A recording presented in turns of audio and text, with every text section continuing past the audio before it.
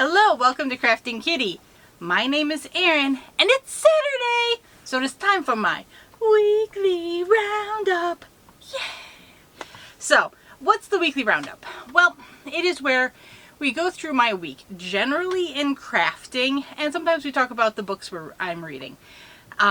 So this week we have, again, a number of projects completed. There's a lot of small projects, but every project counts. Every stitch counts. Everything counts. And then I've got a number of whips to show you. And then we also have the final 4th of July stitch marker from Miss Ellie Leva. So let's do that first. Here's the pack of stitch markers.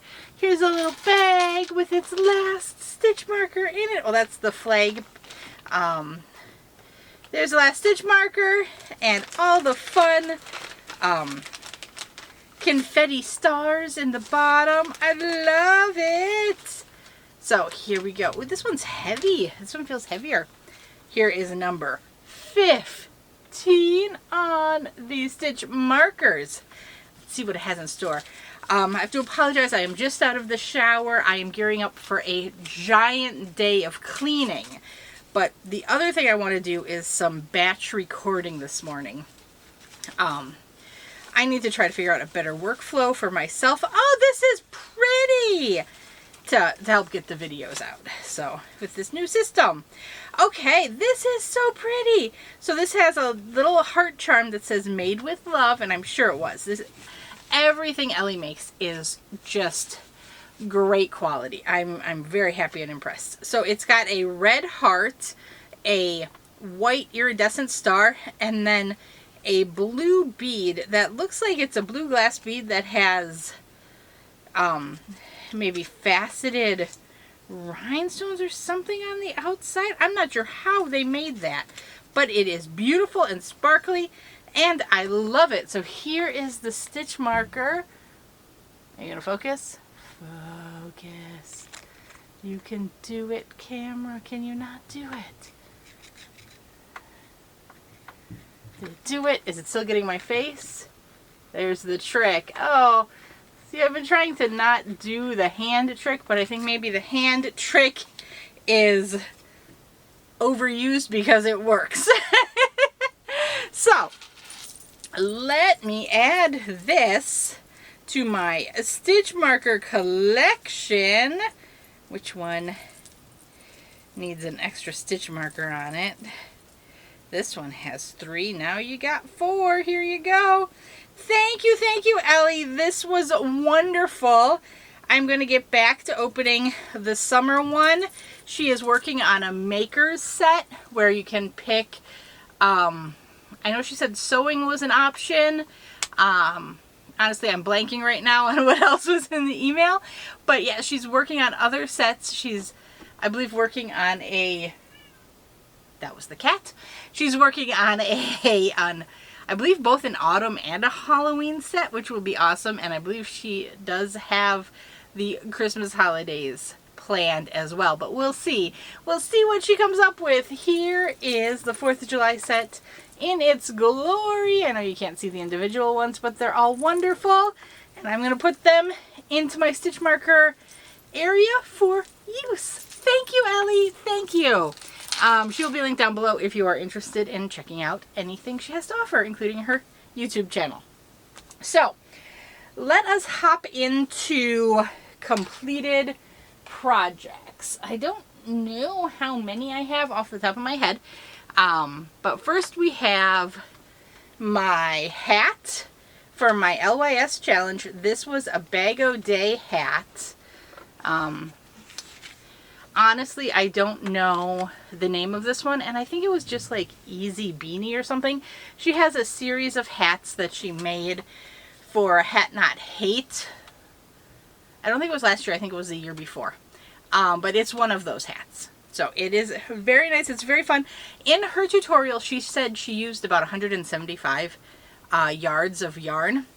So I had 2 balls of this laying yarn Amira, and it is 93% cotton, 7% nylon, and this is made in Italy. It is so soft. It has the same feeling as that Juniper Moon Farms Cumulus that I was raving about. So I am really liking this yarn composition. These two fibers together are fantastic. This is a 50-gram ball with 100 meters. It took me one ball. I had maybe 5 yards left, but it only took me one ball to make this hat, and I used the suggested crochet hooks and everything. So you might not need as much yarn as the tutorial calls for, but it's wonderfully sized. For me, it's more of a skull cap beanie. It fits Chomps wonderfully. He picked out this yarn, so this is a hat for him. But here is one hat for my LYS 23 hats and 23 challenge completed, and another ball band for my ball band box, and a hat for Chomps. Exciting! So I had some purple yarn left over from a different hat I had made. It was just a small amount, and I was able to make this small little scrunchie. This is a bulky 5. This was a Juniper Moon Farm Bud. And it's a very nice yarn. It does have, it has the bumpies like a homespun, but it's not as fluffy as a homespun, if that makes sense. If you're familiar with homespun, it has that kind of fluff to it. This doesn't have it. It's a much more solid yarn. I quite enjoyed working with this yarn as well. I made 2 hats out of it, and this scrunchie is the remainder. Boom! And then, so that's just my own design. That was just me playing around. I did another washcloth in my Tunisian Crochet Washcloth Adventures. This one is using Big Twist cotton. Bless Brian. In the colorway Americana. I really needed to pay more attention to the Tunisian Crochet washcloths I was adding to my watch later list. This one is slightly different in that it has a single crochet border and a little loopy on it, but it's again a Tunisian simple stitch washcloth. I do think I am getting quite good at the Tunisian simple stitch. I like the addition of the single crochet border around it. I think it gives it a nice finished look, and the loopy is very wonderful. This was a tutorial. I'll have it linked down below. This was by Jada in Stitches. So here it is. It was a fun, and again, I continue to enjoy watching tutorials, even though it's the same stitch, watching it from different creators, different teachers.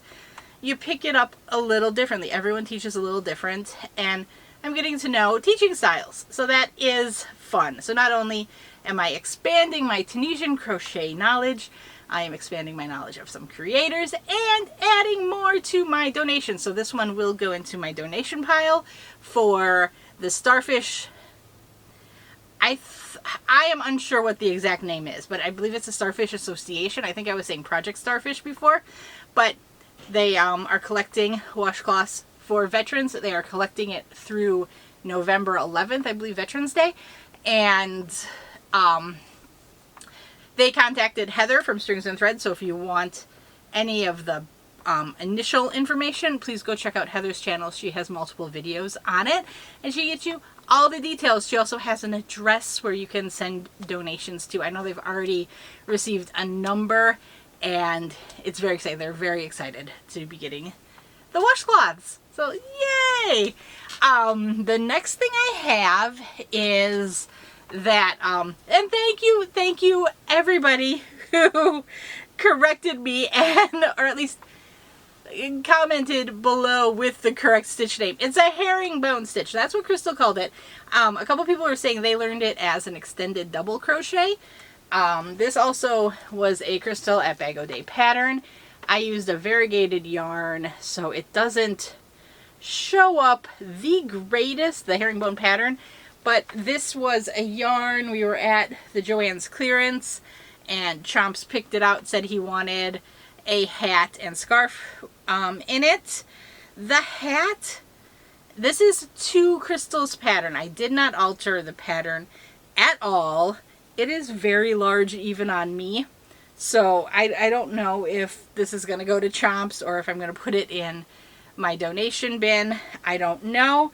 But I made the hat. It was very good to learn and use a stitch I was unfamiliar with. So that's always a plus. That did not use the entire ball of yarn. That's a Red Heart variegated. I don't have the ball band anymore, so I don't know the colorway, but it was shaded something. Shaded Cove, shaded something. Shaded Dusk, maybe? It was a weird name. But I thought I would try my hands at crochet mittens. So I have successfully made a pair of crochet mittens. I've made knit mittens before, and the thumbs were very difficult. I've only made one pair, and it was long ago. I should try again since I've increased my knitting skill. But here we go. This was a tutorial. It was not a tutorial. It was a pattern I found on Pinterest. I am not linking this pattern down below because it was like a blog post pattern, and it was barely comprehensible. I apologize. I'm so sorry. I don't like panning patterns, but I basically had to try to cobble it together with pictures and what in my head I thought a mitten should look like. So I'm pretty proud. The tops are a little wonky, but that's okay. I'm still proud. It's my first pair of crochet mittens, and I figure last year he lost every single pair of gloves I had for him. So if he loses these on the playground, it'll be a-okay. It's okay. But here we go. I made a pair of mittens. I'm very proud of it. I don't know. Maybe I'm going to try a couple different patterns, see if I get one I like better, or if I can cobble together something and make my own tutorial. I might try it. I don't know. Okay, but the final project I have is a yarn related, but it is neither knit nor crochet. I, long ago, early days of the channel, got a mystery box from Lion Brand. Yes, Lion Brand. And it actually might have been a Santa sack. It was a mystery package from Lion Brand, and it contained a lot of the Loop It yarn. I'm not a fan of the Loop It yarn. I've tried to use it. It's just not my cup of tea. So I wasn't sure what to do with it. And Miss Sally Horner, who is always so full of good ideas, said she had made a wreath using it and gave me that idea. And I was like, oh, that's brilliant. So I set the yarn aside. And then finally one day I remembered to pick up a wreath form. And then I had the wreath form, and I had misplaced the yarn. So then I found the yarn and misplaced the wreath form. So finally, last weekend, through the process of clearing out a lot of stuff in the craft room, I found both. And then went to go get my hot glue gun, only to find I had hot glue sticks but no gun. It was like a comedy of errors. So Brian was on his way to Home Depot, and I was like, oh, honey, can you pick me up a hot glue gun while you're there? So he's looking, and all they have are like these massive ones for like construction people with like the big batteries. He's like, is this what you want? I was like, and the price point, I was like, oh, heck no, I can get that cheaper somewhere else. So I ended up looking around. Joann's was having a sale, and I was able to stack a pickup coupon and get myself a new glue gun. And I was finally able to make the Loop It wreath for Bingo's room. So this was a 12-inch wreath form. It's the styrofoam one. And this took one ball and like a third of a second ball of Loop It yarn. And here you go. All I did was, so I had thought maybe I could just put like a string of hot glue and try to stick it in there. That didn't work for me. I ended up having to spiral the glue bit by bit and like, you know, put it on section by section, but there you go. It feels very secure to me. It's very soft. She's in love with it. She says it's her Anna and Elsa wreath, and I see it. I mean, the blue is Elsa, the pink and the purple are kind of Anna colors. So she is thrilled to have a decoration for her room, and I'll get that hung up for her now. Well, not right now, because I gotta finish the video. But here we go. Thank you, Sally, for giving me the idea. Okay, so that's it for my FOs, my finished projects. We're now gonna hop over and look at my whips. I, last night, just started a new project here in the craft room while I was uploading a video. And so Chomps had picked out these two yarns. And when they pick out yarns, this is Two Caron Simply Soft in Kelly Green and Purple. When they pick out yarns, I'm making them tell me what they want with it. He wanted a blanket for his stuffies. So he wants his stuffed animals to have a blanket. So I started the blanket for his stuffies. I started with a granny square, then I did a couple of rows of single crochet, and now I'm trying to go back to granny squares. I'm just freehanding this off the top of my head. And right now it's a little warped, but I'm hoping I can fix it. I think what I did was I changed the number of chains I did in the corners, and I think that made a weird pokey part. That's okay. I think I can fix it on the granny square row, or at least get it smoothed out. We'll figure it out. So there we go. I've got that going. I'm using a 5mm crochet hook from a set I got off of Amazon, and I'm hoping to very soon do a review on it to show you guys all about it. It looks to me like it might be a dupe of maybe the Prim set of crochet hooks. I'm not sure, but I've definitely seen this style of handle on other name brand hooks. So I'll let you know what I think of them. The next project I have to show you is my socks.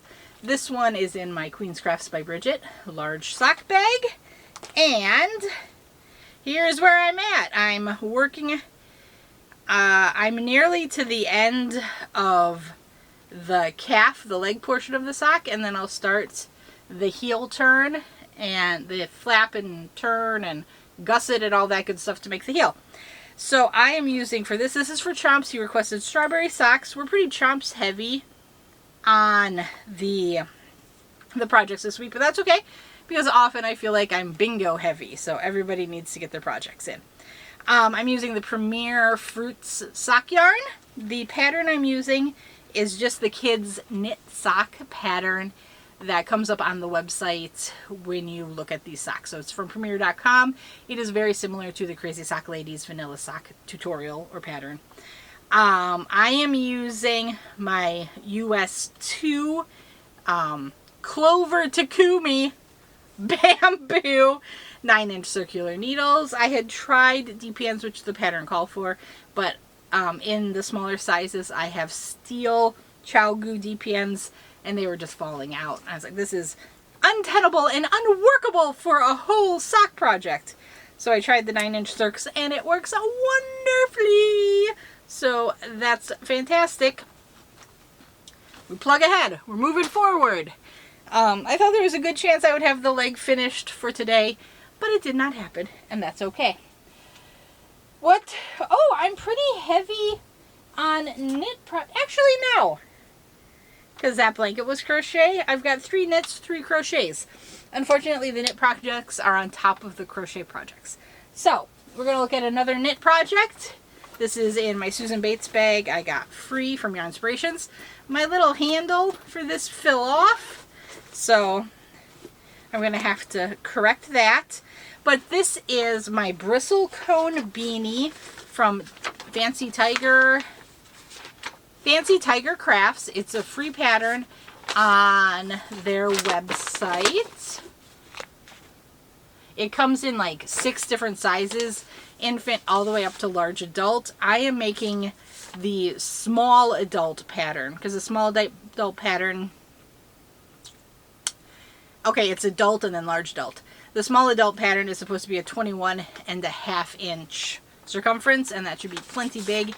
And this is a stretchy hat. I am using Wonderland yarns in their silk twist base. This is their luminous collection, and the colorway is Glowworm. And here's it caked up, but it's starting to fall a bit, so I just want to leave it in the bag. But look at this! I've made great progress! So one of the reasons I wanted to do this hat was I've never done this brim technique where you knit a large portion, fold it over, and then knit it together and then make the rest of the hat. So I finished all of that, got it folded, and started the pattern repeat for the rest of the hat. I am loving this. I'm using my ChowGoo interchangeable needle set. I don't recall which needle size I'm using here. It's all in the pattern. US 6s. Yep, US 6 4mm. I have the 5.5 inch tips. I quite like those, but ChowGoo does make, I believe, a 4-inch tip if you prefer a smaller needle tip. There you go. So this is coming along nicely, and the pattern repeat for the hat portion is very easy. It's an 8-row repeat, and it's actually more like a 4-row repeat, but basically do it so the angle points one direction, and then you repeat it so the angle points the other direction. So the zigzag is one pattern repeat, and you just repeat that 5 times. I am almost done with my second run through of the chart, and then there's a separate chart for the crown of the hat, and it's just an 11-row crown. So I'm very excited, and I think this will be done pretty soon. This is another hat for my LYS 23 hat challenge. I wanted to have a knit hat on the go, but I knit so much slower than I crochet, and I've done nearly 10 hats already in crochet, and this is one knit. That's okay. That happens. Okay, crochet project. I am working on a baby blanket. Oh no, I forgot to put my stitch marker in. Okay, so I'm working on a baby blanket here. This is a BagODay pattern on YouTube. I forget what she named the pattern, but it's the brick stitch, she calls it. And here it is. I think it's beautiful. It's creating this very cushy, lovely fabric, and I think it looks very cool. And I really like the yarn. This is some of the Turkish Direct yarn I got from Hirschner's in kind of a mint green color. It's this one. Yeah, I'm enjoying it. This is 2/3 of the way. So this is one complete skein and 2/3 of the way through a second skein. You're supposed to do this pattern for 68 rows, and then you do a border. I am about halfway done. I'm at about, I think this was my 32nd row. No, 30. Oh, maybe I'm just about halfway done. I feel like this is 32nd, but I would have had to go to 34 to have it halfway done. Oh well, we forge ahead. And on this one, I'm just using my Susan Bates J-hook 6mm. I'm going to leave. Actually, no. Since we're right here and I have my stitch markers from Ellie Leva, we're going to grab a stitch marker from my set. Oh, not that one. I want a lobster claw one. Here we go. I said not that one because those round ones are very nice for knitting. So I would prefer to hold that one for a knit project. But the lobster claws, I mean, lobster claws technically work for both. But there we go. Thank you, Ellie. And also in this bag, oh, this is a baby blanket I'm making for one of Brian's new hires who is expecting, well, their wife is expecting. Next I will do my Siren's crochet project. So I am working on the diamond tote bag. I'm using my Susan Bates 4mm G hook, and this is where I'm at. My stitch marker here is from Angela at My Precious Yarnery.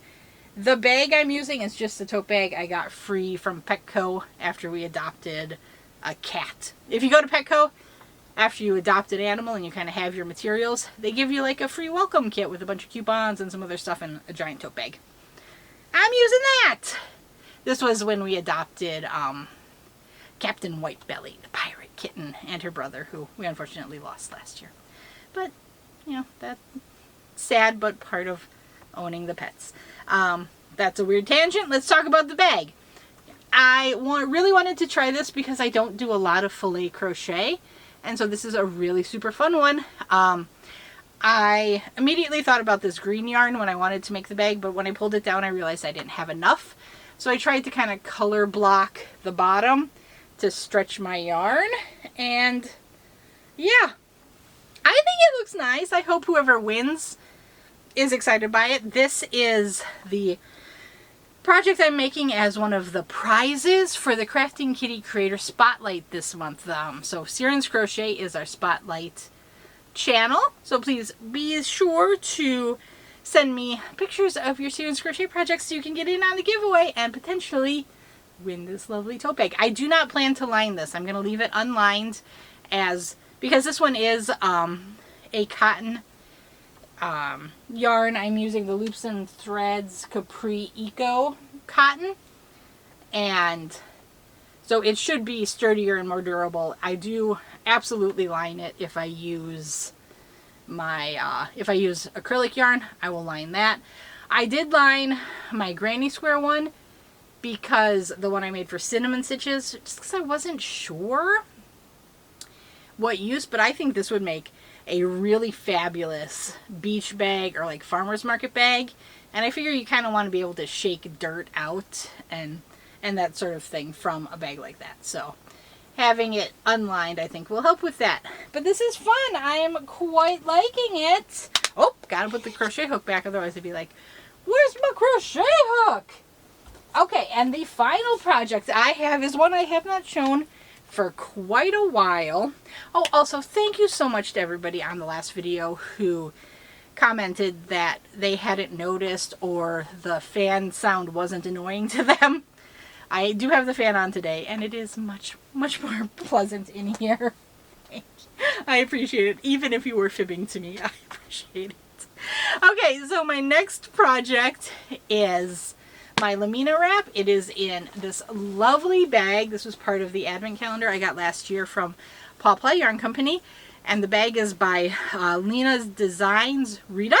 And I'm sure many of us are subscribed to her on YouTube here.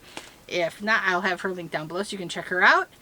And I am working on a wrap where I'm using the advent yarn for these colored stripes. And then Brian picked out a Madeline Tosh DK as kind of a neutral to go with it. And I think he did a fabulous job. So here I'm going. I'm forging ahead. And I'm a good way. I'm making good progress. I'm very soon going to reach the halfway point, which is exciting. This is a nice and easy lace repeat. I quite enjoy working on it. The reason this one doesn't get a lot of work is where it's located in the house. This is my living room project, and we just haven't been in the living room a lot. So that's how it goes sometimes. But I'm working ahead on this. This is a paid pattern I got from Ravelry. This one I'm using, so the pattern calls for fingering weight yarn. I'm using DK. I am using some of my needles I got from my grandma when I first learned to knit. She of course handed me down. These are some Boy US 6s, aluminum straight needles. And the pattern I will have linked down below is from Amba O'Brien. I am so sorry if I'm mispronouncing that name. There's the Lamina. There's her name. And there's, I only have a black and white printer.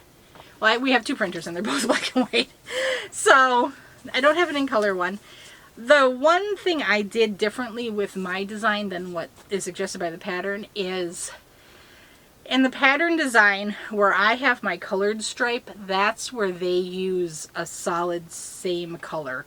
And then they used their kind of mini skeins or their off colors as the larger lace sections. I wanted to flip that to give it more of a pop of color and really showcase the Advent yarns. And I think it does a really great job. I think the yarns really pop against the neutral. It's Madeline Tosh Dust Weaver is the yarn that Brian picked out there, and it's great. It's kind of a neutral gray purple leaning, and it works. I think it's working fabulous. It's even holding up against that highlighter yellow one, which I think is amazing. That was, you know, one of the wild card yarns where we were like, ooh, we got to find something that's going to work with those purples and highlighter yellow. Yikes. But yeah, this is fun. I'm very excited to be moving forward with it. Yay! Okay, so that is the end of my whips. Lastly, I'm going to talk about books. So, I mentioned a couple weeks ago that Ray from Ray's Yarn Addiction had suggested a book called The House Witch to me. I have finished that one. I actually finished it before last weekend, and I totally forgot to mention it. So that book is done. And then I did finish that mystery book that I showed last week, the Who Cries for the Lost. And the library had another one of my holds available, Wandering Souls. This is by Cecile Pin. This is her debut novel. It's a story of a family of Vietnamese boat people who end up as refugees in the UK, and it kind of tracks their life. They leave in the late 70s, and so it kind of goes through the late 70s, 80s. There is a big time jump, and then it jumps to like present day. But it is not a history I am familiar with. It took a long time for me to kind of understand what is going on in the book, because there's point of view chapters from the main character girl. She's the older sister. And then it jumps to like these chapters that don't have an identified point of view, but they have an asterisk as like the title. And you don't figure out who that is until the very end. So I don't want to give that away if anybody's going to read this book. And then it kind of jumps into like historical documents, like talking about letters and press conferences that Margaret Thatcher has. And then there's a point of view chapters from a ghost. And that really threw me. When you get to the end, you'll understand why there are point of view chapters from a ghost. But I feel like the book would have maybe been more cohesive to someone unfamiliar with Vietnamese culture had something about the ghosts been foreshadowed earlier in the narrative. And I'll leave it at that. I want to play coy in case you read the book. But I think it's good, and I think it's especially good to expose you to a culture you may not be familiar with, and a time in history that definitely in the United States does not get a lot of coverage. I don't know if the UK or Europe has a lot of coverage for this time in history. Obviously, having not been educated there, I don't know. I grew up in Wisconsin, in both Milwaukee and the Green Bay area. There was a large population of Hmong refugees in Green Bay, and I did meet and interact and learn a lot about the Hmong culture, but Hmong culture is separate from Vietnamese culture, so that didn't translate through to this. But yeah, I would say give it a try. It was a very quick, easy read. It's about 220 pages, and the wording is large. It's not tiny print pages. They're good. It's a good book. It's a quick read, and it's interesting. I don't know. I would categorize that as historical nonfiction. That's what I call it. The next book I started, and I'm barely into this one, is Burnham Wood. This is by Eleanor Catton. I don't know how to say it. Eleanor Burnham Wood. And this, I really want to know if these people are real. But I was an English major. I was big into Shakespeare, so of course, knowing what Birnam Wood is and the significance of that, I was like, oh, I really want to read that. But apparently it's a group of individuals who are like, and being not super into the book yet, I don't know exactly what the group does, but they're kind of like vigilante planters who run around and basically trespass and plant crops and other plants on land they feel is unused or underutilized, and maybe they can hide and slip in some crops. And to me, just that idea is somehow wonderful. I'm not laughing to make fun of it. I just think it's clever, and if there are people like that, more power to you. I mean, not that I would ever encourage anyone to act in any way against their local ordinances. But it's a fun idea. I mean, I just picture a little... Now, the characters I'm reading so far are more middle-aged to late middle-aged, but I like to picture a little grandma with a gardening basket running around planting tomatoes. It makes me happy. Okay, and on that note, I am going to say adios, and I will see you later. Bye-bye.